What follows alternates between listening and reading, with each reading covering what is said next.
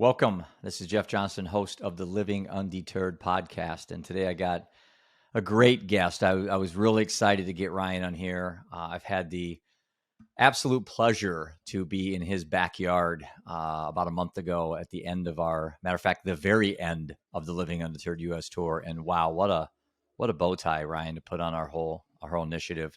Welcome to the show, man. I'm super stoked to talk to you, and I admire the heck out of what you're doing, brother. Hey, thanks for having me, and it's good to connect with you again. It's been a couple of weeks now. Yeah. So I guess my first question is how did we ever end up having the RV parked in front of your free spiritual community? I know Sarah and Molly had worked at trying to find passionate nonprofits around the country, and you ended up working with us. How'd that all come about? Do you remember? Yeah, I do. The Phoenix here in Denver reached out to us and said, "Hey, we know these great people. Jeff Johnston, he sent us your website, kind of told us what you were up to, and said you guys have the perfect space to host an event like this." And I said, "Let me check with my team. Let's do some research." And your mission was right in line with what we're up to. Breaking the silence of addiction is our mission here at Free, and yeah, you guys are doing very similar work. Your message, man, it's a good message. The world needs more of it. So anytime we can partner with like-minded people, get some congruency in the mission, we decided to go for it. And so we started talking to Molly, and she hooked us up. It was a great event. Yeah, I knew when I texted Sarah after we came out of Denver, and I said, "Wow, thanks for setting that up." And she said, like winking, I thought you'd like that one. So she must have known I Yeah. was really going to feel welcomed. And man, I tell you, you guys really have it going out there. And I think what I want to do today is kind of peel back the layers a little bit about how you ended up where you are, kind of the journey that we talked a little bit when we first met there at your facility there. Um, Kind of how you ended up where you're at, the why behind your passion, and what's Yeah. next for Free Spiritual Community. So let's talk a little bit about Ryan, about what got you to where you're at. What's your I always say purpose becomes passion when it gets personal, and for you, I know that's certainly true. Yeah. My why, we talk a lot about our why. I started working on my why actually when I got sober, which was 9.5 years ago. But my why is to help other people find God and beauty in the midst of mess and brokenness. So, what does it look like to create something beautiful in the world in the midst of all the pain, in the midst of the mess? Um, and that's my purpose. That's the thing that gets me out of bed in the morning. In fact, the Japanese, they have a word for it. They call it the ikigai, the thing that gets Hmm. you out of bed, the thing that keeps you going. So that's it for me in a really simple sentence. But it was about 9.5 years ago, January 7th, 2013, is when I got sober, and man, I couldn't put down the bottle. I didn't know how to stop drinking, and I was creating all this chaos and mess around me, and I didn't know how to stop. Married at the time, I had this disease of alcoholism and addiction runs in my family. My brother was killed of this when I was 18. He was 22. He Mm, relapsed. He got clean and sober and relapsed, and then was and got behind the wheel of a car and died in that accident. wow. So addiction was not supposed to be my story. He was the one that took on the label of being the bad kid, in Hmm. and out of the county jail, in and out of trouble. I was growing up. I was the label of the good kid. I was active in a church youth group. I was a leader, and so this thing snuck up on me. And once it did, I didn't know how to control it. And my life was spiraling. I was losing the things that mattered most to me. And on January 7th of 2013, and I was a pastor at the time, so that's part of my story. I was a drunk pastor, and I Hmm. had all this fear of what if people find out, and someone's going to use this to hurt me and go public with my story, and my cover's going to be blown. And um, you can try to wear the mask and try to keep the cover until you hit your bottom, Hmm. until you just that's it's not enough. You lose care about who finds out. And so anyway, on that Monday morning, my wife came down the stairs. I was passed out on the couch again because that was my life. I drank until I passed out, and it didn't matter where I was. Hmm. And she came down the stairs and she was holding another empty vodka bottle. Hmm. I tried everything to do that I knew how to stop. I traded in wine and beer for liquor. Then I went back to wine and beer, then gave up brown liquor, then ended with white liquor. And I couldn't do anything. I promised, made all these promises to friends and family. I'm going to stop. Right. I'm going to stop. And anyway, she came down the stairs holding that bottle and it was empty. And this time she had tears running down her face. And she said, Ryan, what are we going to do? Hmm. And, she might have said that 1,000 times, but on that morning, I heard that word we, and I knew I wasn't alone, that we were in it together. And, we call it the gift of desperation. I was so desperate because I could not stop drinking and it was taking everything from me. And, man, that was the day of my last drink, January 6th. So January 7th is my sobriety date. Hmm. And fast forward a little bit. So I'm going to 12-step meetings. I'm working with other people, and those people taught me how to love myself when I didn't know how to love myself because I was so filled with shame and so scared about people finding out who I really was. Right. And about 3.5 years into my sobriety, with the help of my sponsor and some trusted mentors in my life, I went public with my story from the pulpit on a Sunday morning in one of my sermons. I remember this And story you told me, and it's pretty impactful. yeah, it's one that sticks with me because it fundamentally changed the Hmm. trajectory of my life. Because what I found was, um, that that next morning I checked my email. My email box was flooded with messages, and it Of was support, I assume, parents, right? yeah, support and asking, how'd you do it? How'd you put Right. down the bottle? Or my son is struggling, my daughter's struggling, my mom, dad, uncle, I mean, whatever it was. And so the next week when I show up to my community, I'm looking around and I'm thinking, oh my goodness, you all are struggling with the same thing and you're sitting next to each other, but you don't know it because this thing has gone so underground. We have not talked Right. honestly about addiction and recovery, and we haven't taken off the mask to see the pain that is right next to us. And it's the same thing we're battling. Um, Do you think it's so, a harder? Go ahead. well, you go ahead. I was going to ask you, I've do you think it's rambled. a harder mask to take off when you're in church or in a religious environment? Do you think it's the stigmas are more intense and more focused, or do you think that just permeates all of society? I think it's everywhere, but I do think it is more intense in religious settings because we're under this.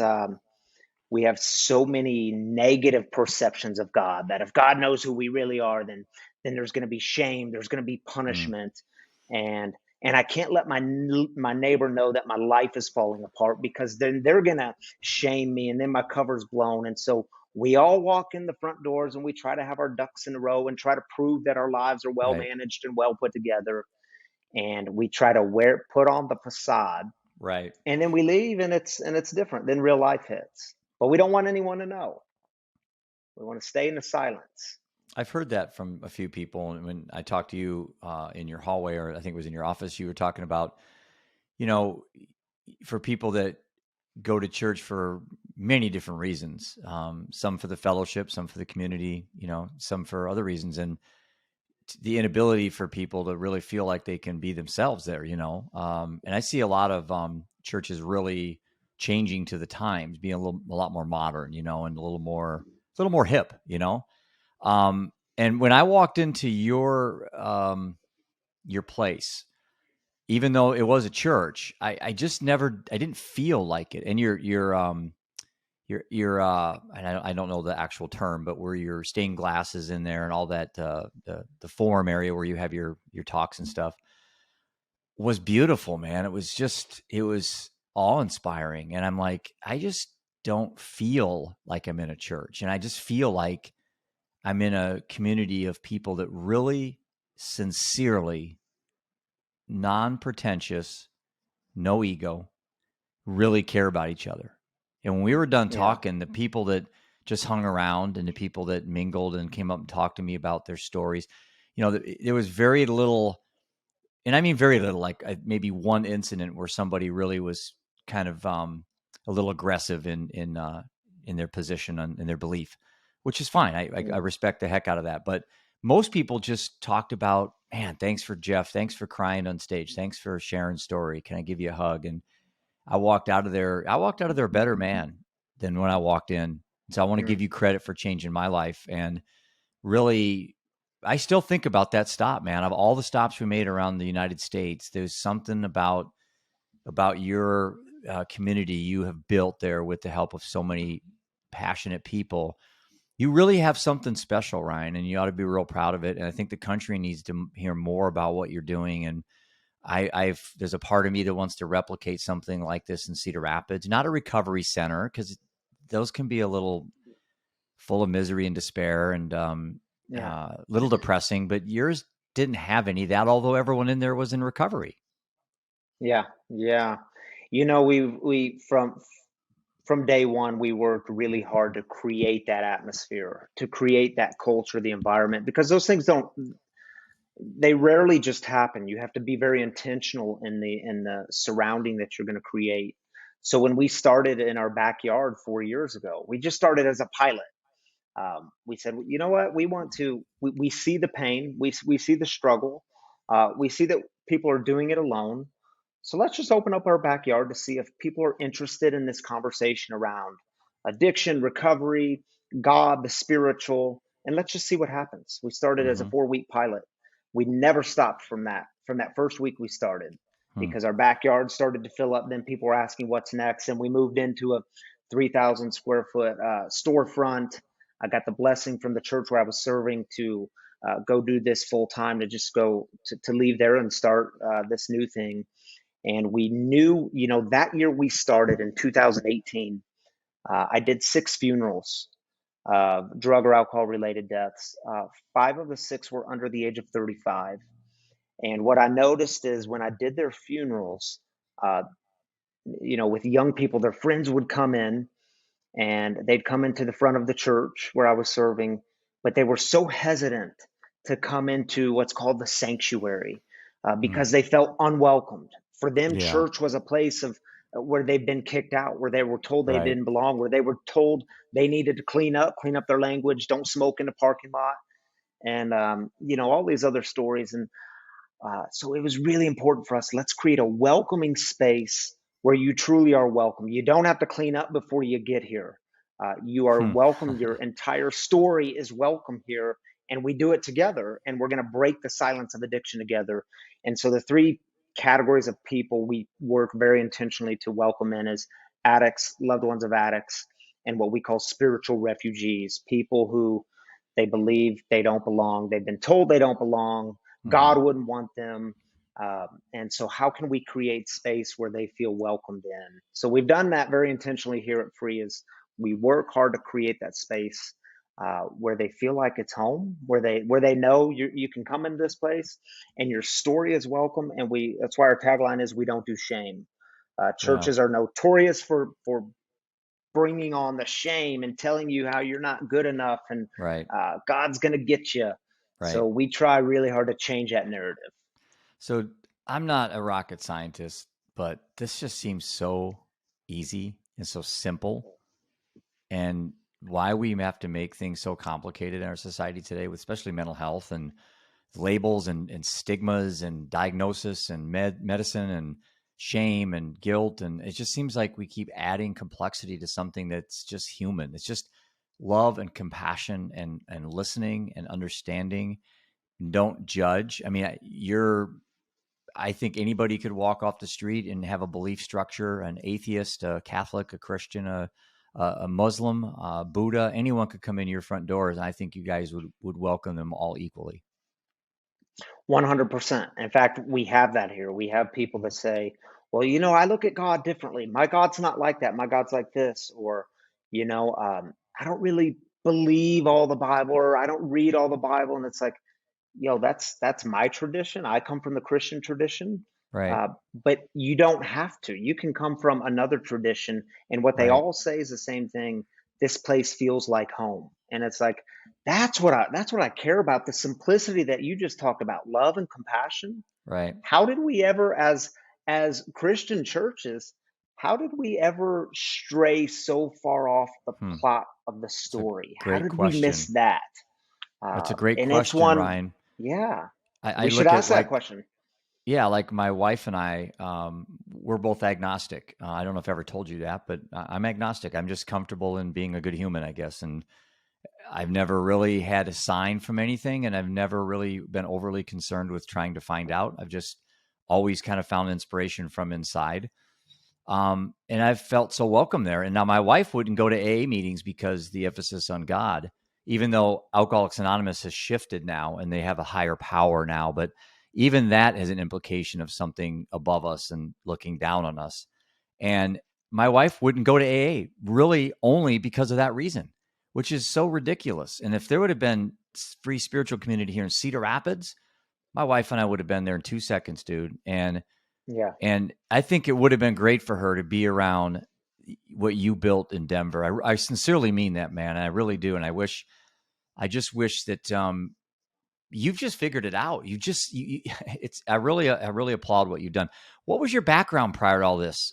Because you have such a really good sense with, I say, human psychology about you have the it factor. Like you figured it out. It's not that freaking difficult. You treat people nicely.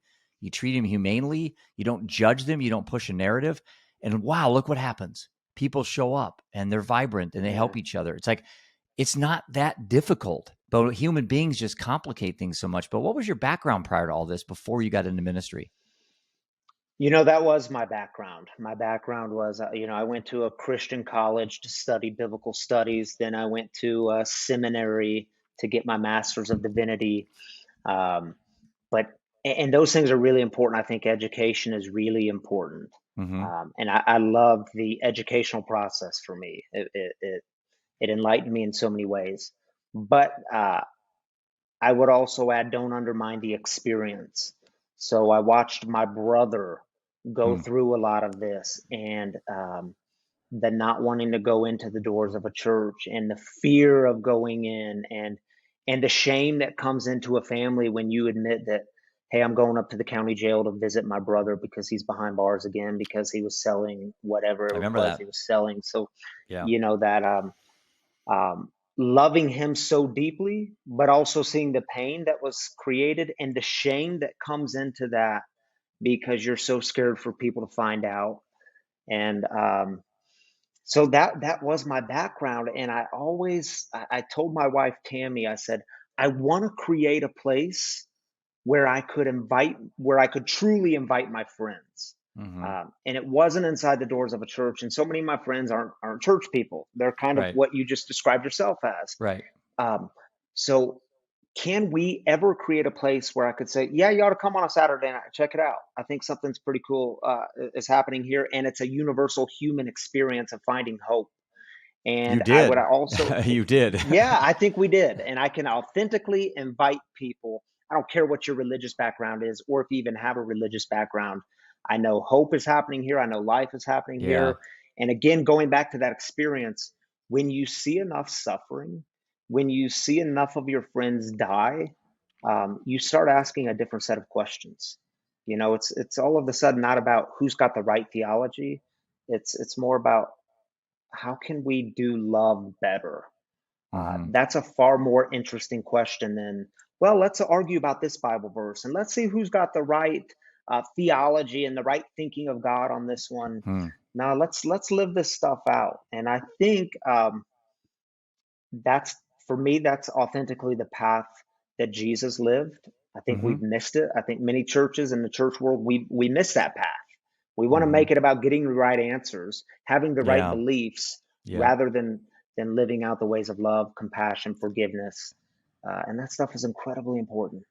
In my book, I kind of talk a little bit about what I call the evolution of self and how we look at how we look at what you just said. And I present the narrative. I present this case as this scenario, and this will make sense to you. So, if you're a very religious person and you believe that you're being led by some entity that if you do things the right way, if you're a good human and you treat your fellow man and you're good, then you'll be rewarded. Or if you believe in this entity, that you'll be rewarded in a place called heaven. And if you do things the wrong way or don't do what you're supposed to, you go to hell. And if that's true, then I think you'd want to be a good person, right? I mean, if that was my belief structure, then I think I want to do what you're doing. I want to help people. I want to do what I'm doing. I want to help people. Because at the end of the day, maybe I'll get rewarded and go to this place called heaven. Who wouldn't want to go to heaven? So now you say, okay, how about the atheists and agnostics and other people that really don't have heaven in their ideology? People that are more into reincarnation, things like that. They still have a right. They have mental health. They have hopes and dreams. We shouldn't isolate them. So I present in my book this narrative.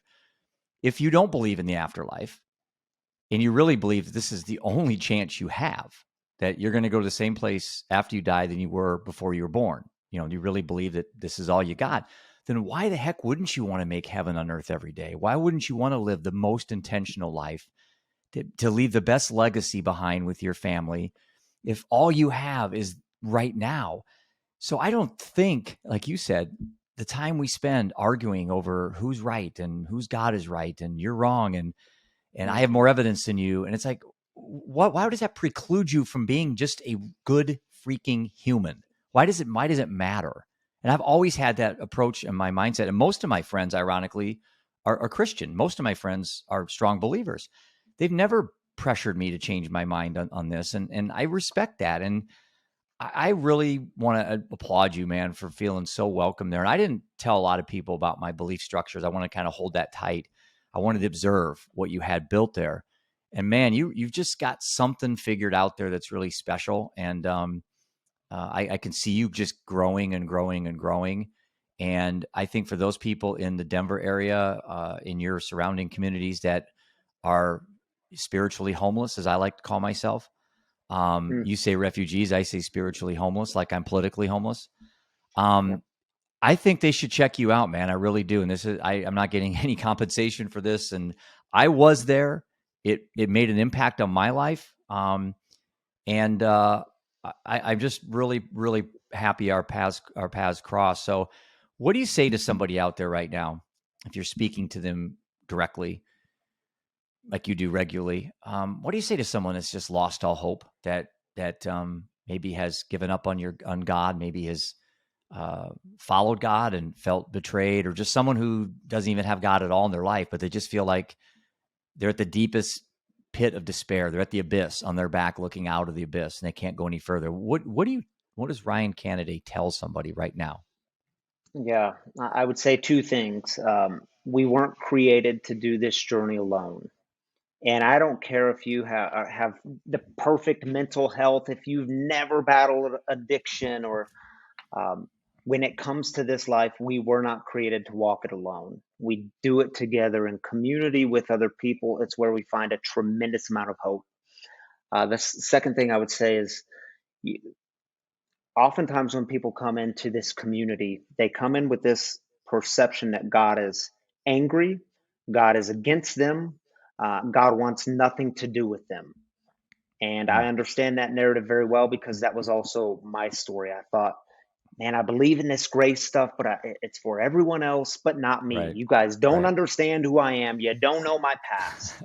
Um, and one of the stories we tell often here is the story of what's commonly called the prodigal son. It comes from Luke's Gospel, chapter 15, and it's the image I constantly remind our community.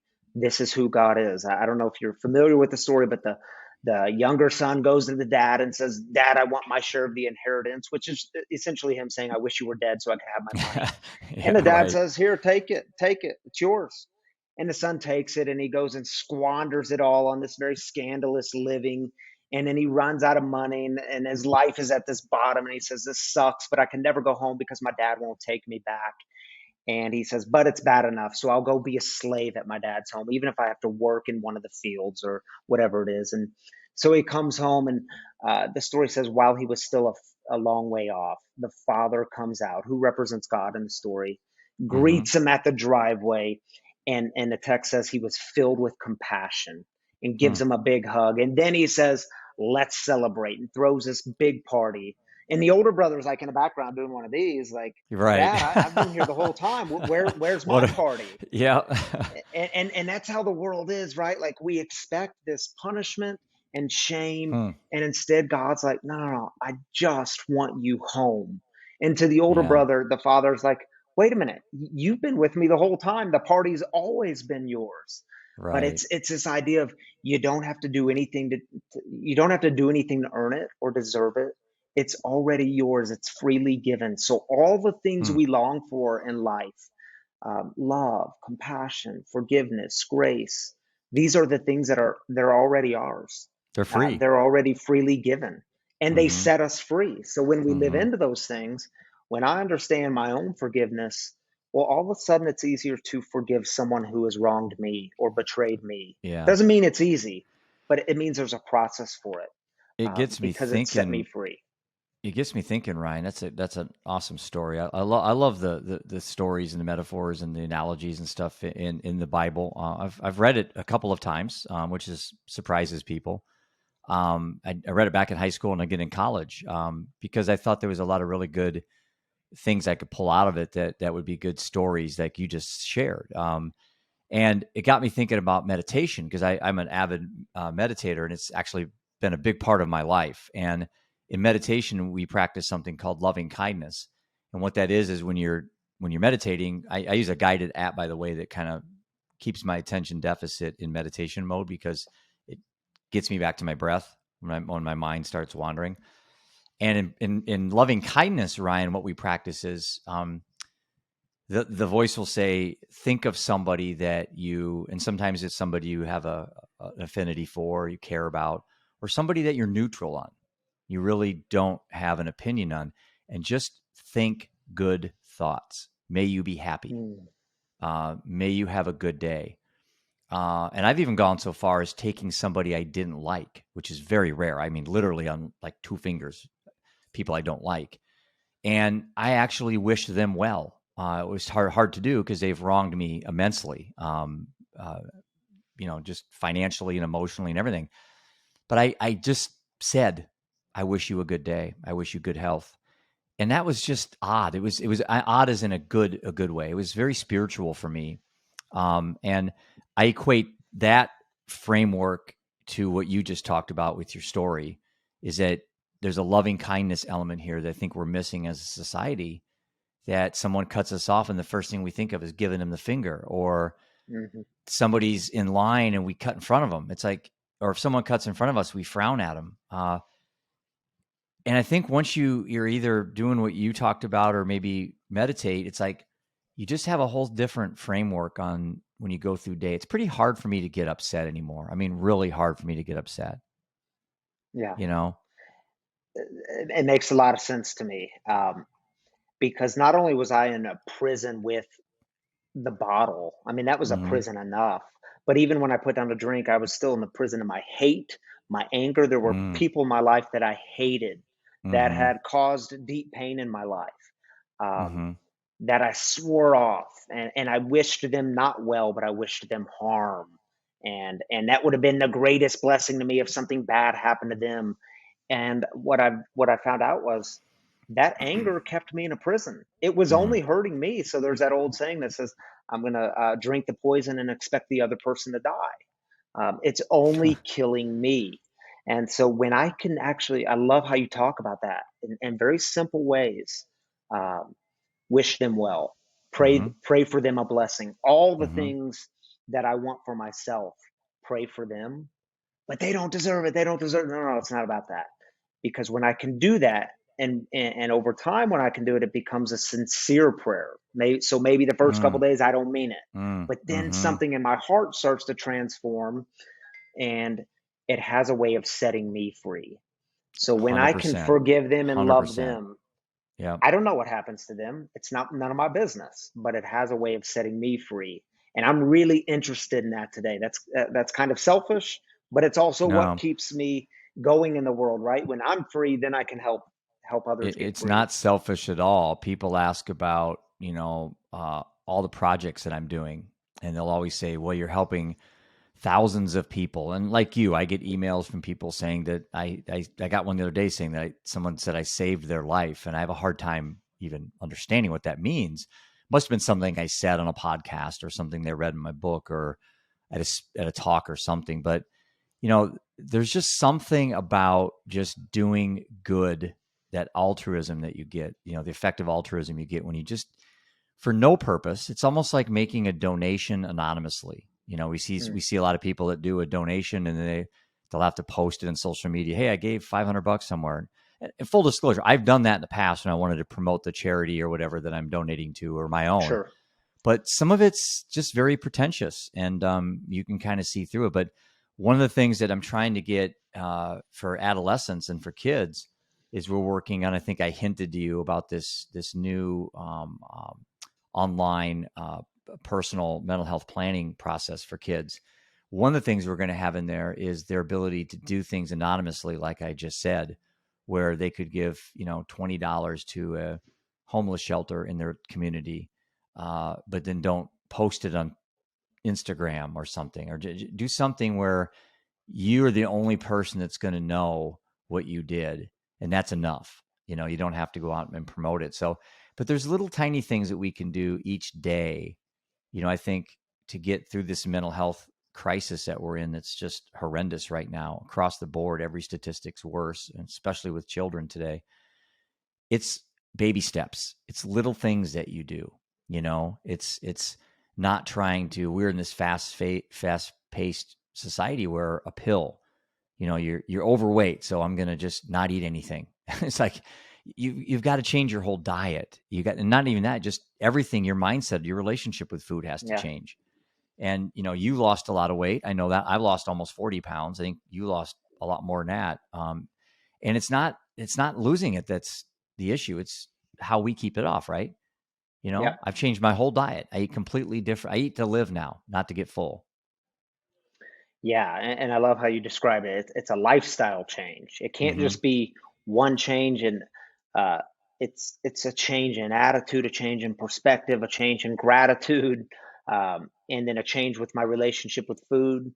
And once those things start to change, we start to develop new habits. Hmm. And for me, those habits started as small, but man, it was almost 10 years ago. And so now those habits are they're part of my life. I Right. go to the gym now without putting much thought into it. It's like, no, Right. this is something I do 4 days a week. I have to do this. And because again, our physical health is so tied into our mental health, our spiritual health. And if I'm not healthy, um, and I'm not talking just physically, if I'm not Right. healthy, I'm not much good in the world. I'm trying to Hmm. control things. I'm trying to take back power and trying to run the show. And um, so yeah, it's about developing, for me at least, developing new habits. And those habits, we start little. There's a great book written on this, Atomic Habits. I don't know if you've Yeah. read that, James James Clear. Clearly. It is a great. I've Man, read it. I read it. It was awesome. And I try to, whenever he's on a podcast, I try to catch him.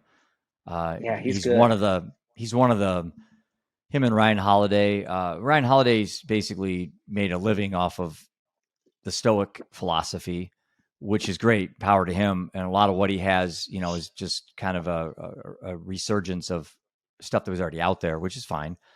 But he's another person I really like because the Stoics really had some very, matter of fact type philosophies. Just some Yeah, things on suffering and pain and sorrow and kind of just healthy mental health living. They didn't call it mental health 2,000 years ago, but that's what they were talking about. Our relationship with each other, with the planet, with the universe, with our spirits, our souls, and all that.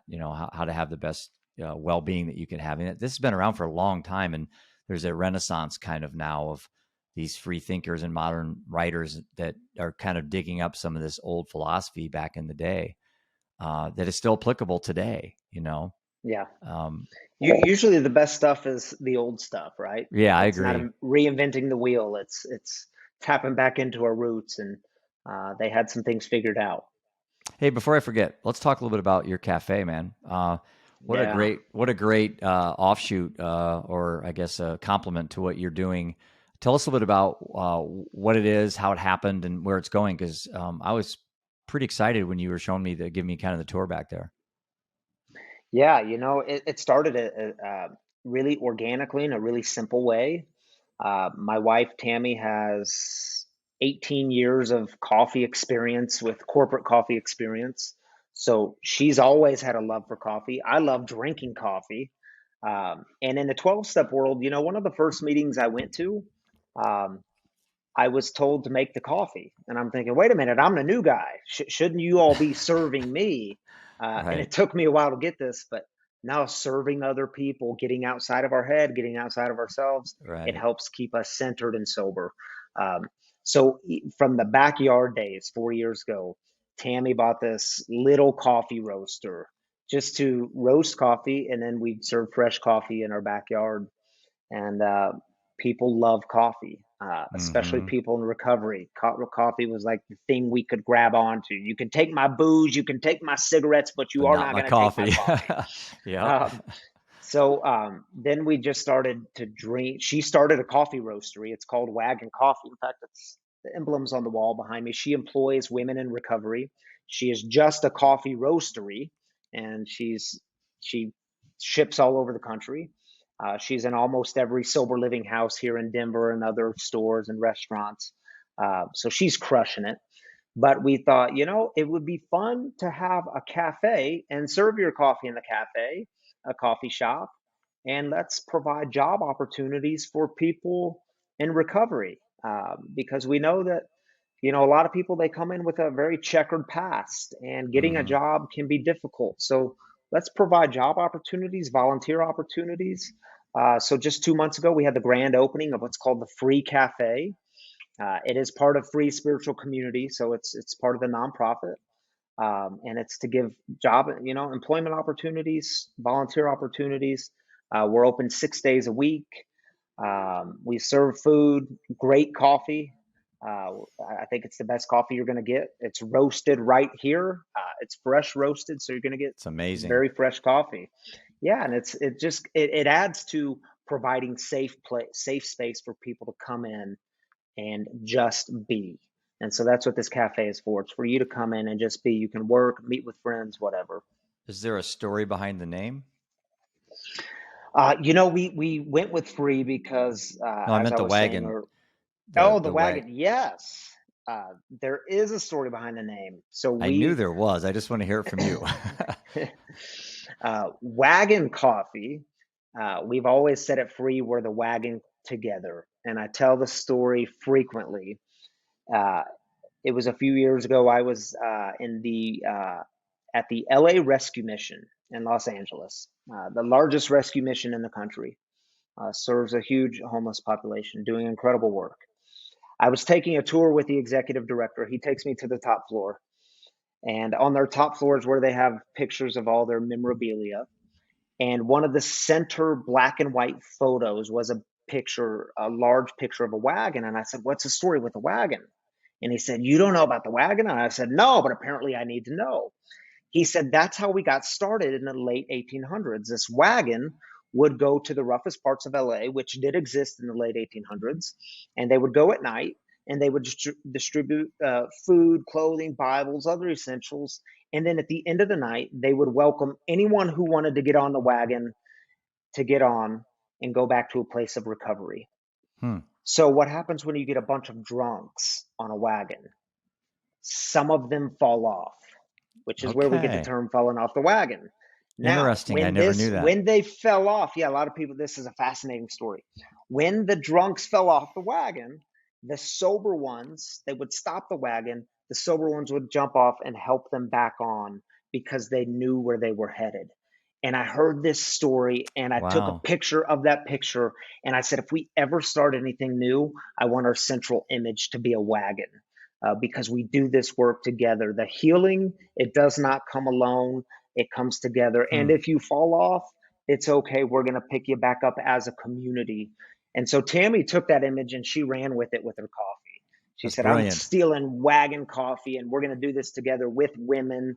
So she employs women in recovery, and they're just knocking it out of the park. But this community, we know the story of the wagon, and it's our story. Yeah, I just love your entrepreneurial mindset because, out of the ashes, sometimes some of the greatest organizations are built, greatest people are inspired. The greatest stories come from sometimes the worst of times. So when you were at your darkest place, how dark was it? It was really dark. Um, and yet I didn't know how to tell you that because I Mm, was so concerned with self-preservation. I got to preserve this image, who you think I am, the pastor I want you to think I am. I've got all the answers. I'm close to God, and I don't struggle. Only you people struggle, but I don't. yeah. Um, and what it did was it caused me to hate myself Mm, because every morning when I woke up and looked at the mirror, um, and I didn't have the language for it then. I just knew I hated what I saw. I was mm-hmm, miserable. I thought I was, and I was.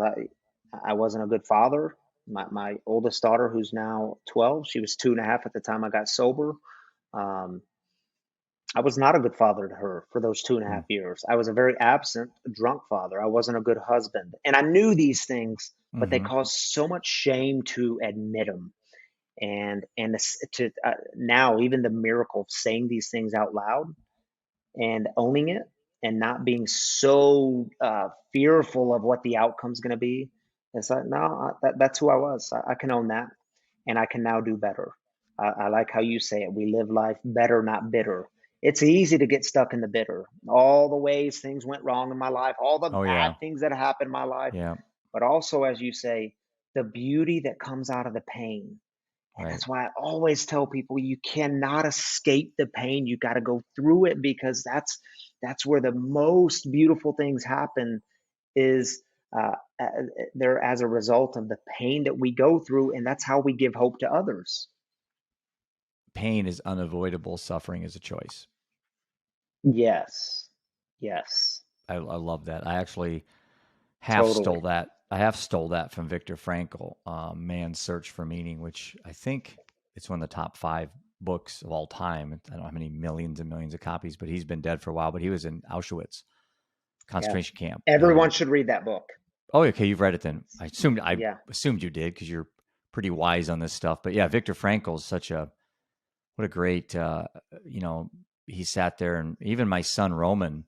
I don't remember if Roman was there with you, or maybe it was just my cousin. Yeah, it was the last stage. My 2 boys were back home. But if you'd have met my yep, youngest son, he normally talks at the panels that we did, and he loves that phrase and loves that book, and he always talks about Viktor Frankl.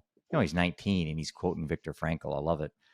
And that's how awesome. Viktor Frankl basically said, I can't choose if the guards will beat me. I can't choose if I'll get fed. I can't even choose if I'm going to live today, but I can choose my attitude at the moment. And that's that mindset he claims got him out of Auschwitz, but there was a ton of luck involved too. At any moment, he just could have been killed. So Right. the combination of luck and his attitude, and then he got out and decided to start talking about it. And I was reading his book a while back when I was kind of having a tough time a couple of years ago, as my wife's health was declining, and this was after our son died. And I came across that quote, but the way Victor said it was, "Suffering is my opportunity." And I thought, wow, that's powerful. It's like suffering's not an impediment; it's a doorway. It's not Mm. blocking my progress to a good life. It's actually enlightening me to a good life. And so you mentioned earlier about pain. It's like we are taught to fight pain, especially men, not cry, not show emotions. It'd be easy for me to say, as a man, Ryan, on my watch, I let my son die. I let my wife die. It'd be very tempting for me to go down that road. I Hmm. never did, and I never will. Um, but a lot of people do. A lot of people have things happen to them, and it becomes the unwinding. Like for my wife, for example, I hate to talk anywhere disparaging about her, and I'm not. This is to help other people going through what my wife and I went through. Is her inability to really focus on her trauma at the deepest roots prior to even Seth dying, things that happened in her childhood, coupled with the death of a son or a child, and alcoholism on top of it prior to him dying. That's a recipe for the bitter road. And she's not here. I am. So part of my mission is to carry on her story, my son's story, relate it the easiest way I can, because a lot of people can't compare themselves to what I went through because, it's my story. But your own suffering is your own suffering. And it's just important. Your pain is just as valuable to you as my pain is to me. And I think it's really important as people really start to peel back the layers and understand where they stand, to be careful to compare grief, because that can do more harm than Yeah. good, you know. But I think those are important stories. I think what we're doing, having conversation. You always bring someone up for a moment. Like when we were there was a lady that came up and talked about her journey. She did a great job, by the way. Yeah. Those are important. Those are really important for the average person sitting out there going, you know what? Ryan's average, Jeff's average. They went through amazing things. They seem to be figured out a few things. You and I both have things we work on daily. That'll never change. And the average person in the audience is going, wow, I can do that too. If Ryan can do it and Jeff can do it, so can I. And that's the beauty of vulnerability, right? Yeah. It's constantly asking the question. If you're sitting here tonight or right now, if you're here, you've been given a tremendous gift. You are Hmm. breathing. So that breath you just took, it's a gift, and the breath you just took after that, it's another gift. So what are you doing with the pain you've gone through? Um, don't waste it. We commonly say, don't waste the Mm, pain. I like Use it that. to help someone else. It was, I don't know if Mm, you know the story of Archbishop Desmond Tutu. He was put in charge of the Truth and Reconciliation Committee after all the atrocities of apartheid. mm-hmm, And when asked who he wanted on this committee, he said, I want those who have been raped, those who had seen their parents killed. I want the ones who had their homes burned down. hmm. But then he said, in order to serve on this commission, they must be people who have forgiven their oppressors. Wow. And everyone That said, is what powerful. do you mean? And he says, these people will be called the wounded healers of South Africa. So Wow. yes, of course you've been wounded. You've been through some things in life. And in Right. our community, addiction, it puts you through. I mean, these stories. You've been Mm-hmm. through it. You know what addiction causes. It Mm-hmm. puts you through the ringer, through pain, and some awful things happened. You've been through some trauma, but now you can be a wounded healer. You can use Hmm. all that pain to add into the healing in the world. But if you waste it, if you just try to forget about your story, try to ignore the past, um, well, then how are we adding to the healing? We've got to use the past to inform the present. Is that kind of similar to that mindset thing? Do things happen to you or do things happen for you? Where you can basically reframe almost anything in your life as really, as painful it can be, as an opportunity, not a curse. Yeah. And I think Viktor Frankl called it redemptive perspectives, right? So, how do you look at that? How do you Yes, he did. change That's the right. That's right. lens and find the redemption in it? Not try to act like it wasn't painful, it didn't hurt you, but Right. where's the redemption? Right. If I didn't have a brother die, and Right. I wish to God he was still here. I love that Yep. dude. But if I Yep. didn't go through addiction and being a pastor and deep in addiction, well, I would have never started a community that's giving hope to many, many people who thought there was a no way out, who were stuck in despair. That's a pretty cool thing. I can actually have gratitude for that. So I can say I'm grateful that I'm an alcoholic, that I couldn't Hmm. put down a bottle. Um, I love yeah, it. some hard things happen, but I'm grateful for it. You know It's what you formed me. did? Instead of you going to a doctor, or you going to, maybe a church that's a little behind the times of adapting to today, you just said, you know what? I'm going to form my own. I'm going to do this myself. And that's what you did. And from the ground up, you built this organization now to kind of emulate what you wish you would have had at your darkest moments. That you just said, screw it. I'm going to do this myself. And again, people can do this. People can do this. People look at me and they probably say the same thing. Well, you did a book, you do a podcast. And I had the same mindset. I didn't see a book out there that was written from the lens that I was going to write it. And I didn't see too many podcasts that brought on people that just every day are heroic stories. And so I just kind of did this. I just kind of invented it, made up as I went. And you're the same mold. I think most advocates in this space that are trailblazers initially get some pushback, maybe some not the best feedback early on. I'm sure you went through some tough Oh patches yeah. when you were, yeah, I know you did for a fact, and you still will. That's just part of growth. But you choose the growth, and you're not letting those things become barriers to what you're trying to accomplish. You have this unwavering confidence that what you're doing is the right thing. And I think anybody going through recovery, sobriety, addictions, trauma, you have to have that unwavering faith, right? That what you're doing is going to work out. Yeah, unwavering faith and the willingness to step into fear. Mm-hmm. I'd be lying if I said, man, there's been some scary times of doing a new thing will always be scary because you don't know the outcome. When we started in Right. our backyard, I remember thinking, I don't know, is anyone going to show up or is it going to be me and Tami tonight? And that's a scary feeling. But what I've learned is you just keep taking another step and you embrace the fear. You don't act like it's not there. You don't ignore it. You say, yeah, this whole thing could fall apart. It might not work, and that's okay. If it doesn't work, we'll go do something else. But the only thing worse than doing it is would be not to do it. Like Mm-hmm. you could choose not to do the new thing that's beating in your spirit, Mm-hmm. and people know it. If they're being called to a new thing, your spirit gets loud, the drum beats, and so yeah, it's scary to do it. But what's worse is not doing it Mm-hmm. because then you live with all the regret and all the what ifs. And I just thought, man, I don't want to live that way. Let's go after this and see what happens. And so now today, it's a different kind of fear. It's like a holy, sacred fear of, what's today going to bring? What's it going to be like when Jeff gets out here? And I've never met this guy. I don't know much about living undeterred. Only what I found on the website, but the whole thing could fall apart or it could be really freaking cool, and it Yeah. was actually really freaking cool and great to connect with you. But those are things we get to step into today and say, man, what if something really cool happens instead of Man, what if it all falls apart? I'm so happy you said that, because when I decided to go on the tour, I had like 40 different free spiritual community days where I walked in blind. Like, I met the guy or gal on Zoom, talked on the phone a few times. I didn't know what I was getting myself into. And I ended up handing out Narcan in the woods in Delaware with the lieutenant governor. We ended up at a Portland refugee support community with Muslim refugees from Syria.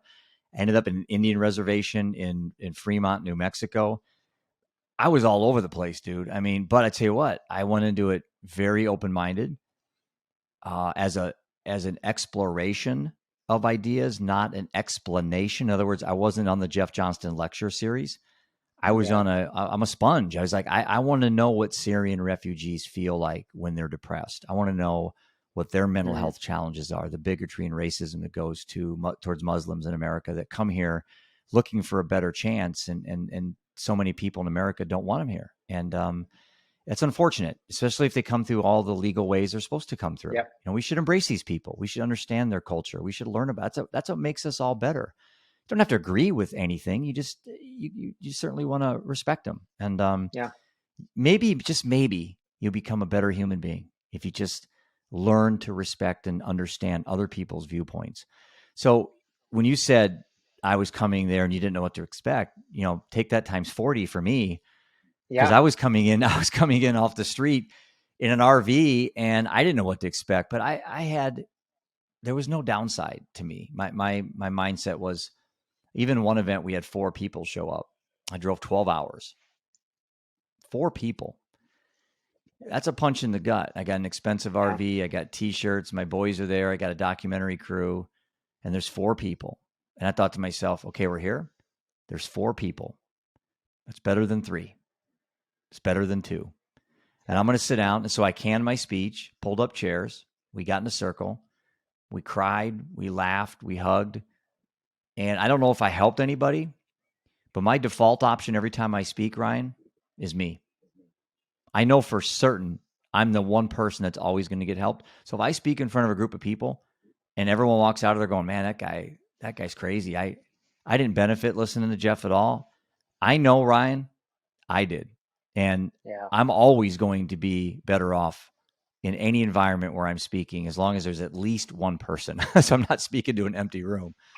But Totally. that mindset helps me get through the tough times. I don't have a high expectations anymore. I just go with each day as kind of, I think of myself of like, I'm in a canoe. I can either fight upstream by myself, or I could fight upstream with a group of people helping me oar, in a big boat. And we got a lot better opportunities to get to where we're going quicker. We can take breaks while the other people are oaring. But if you're by yourself trying to do this solo, it's a tough paddle, man. It's a tough river Absolutely. to row against. Wouldn't you agree?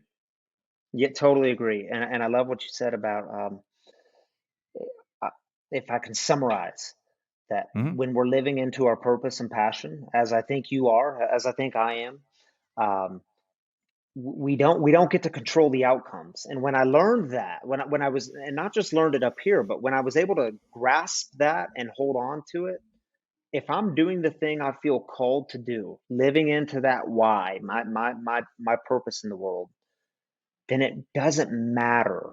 All of a sudden, the outcomes become, it's not that they're not important, but you don't focus on that because you realize you Right. can't control that. What we get to do is Right.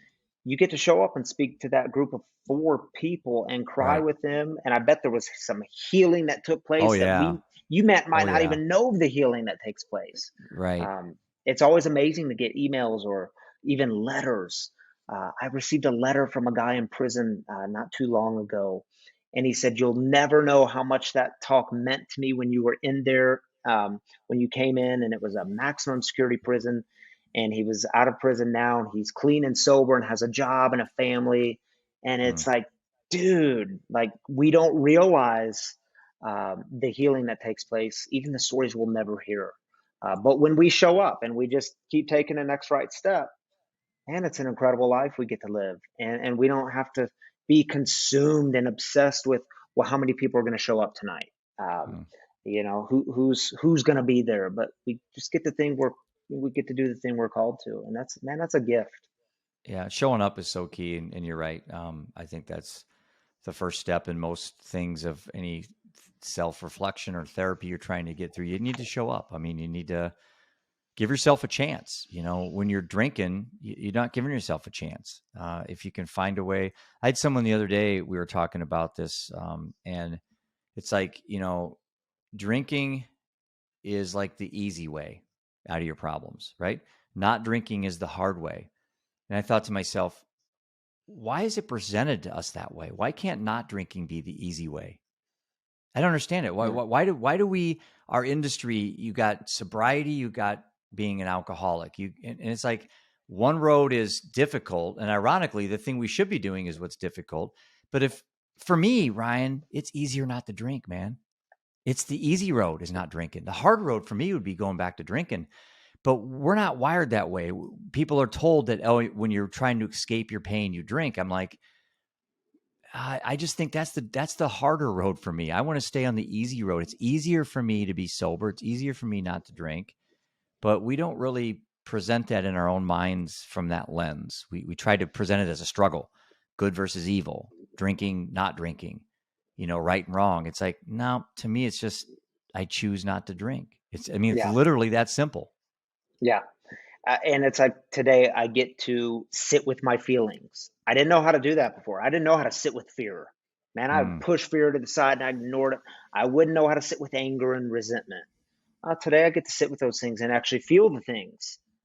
It took me a minute to get there. I wouldn't have used that language of I get to right. early on, but today you're right. It would be harder to go back because I know the freedom that comes with actually sitting with those things and dealing with them rather than avoiding, ignoring, trying to push them aside. So yeah, I totally hear you. It makes a lot of sense. Well, I know we're up against the clock. I know you have to get going. How do people reach you if they want more information? Yeah, so you can visit us on our website, freespiritualcommunity.com. We also have a free app, Free Spiritual Community. It's free to download. Or on anywhere on social media, Facebook, Instagram, the handle's Free Spiritual Community. We can connect there. Well, I just want to let you know we are planning the Living Undeterred US tour, tour 2 next summer, and I want to extend an offer to come back. I would love that. Yep, and probably make it towards the end again. That was a great way to finish last year. So, You're but I'll welcome reach here out to you. anytime.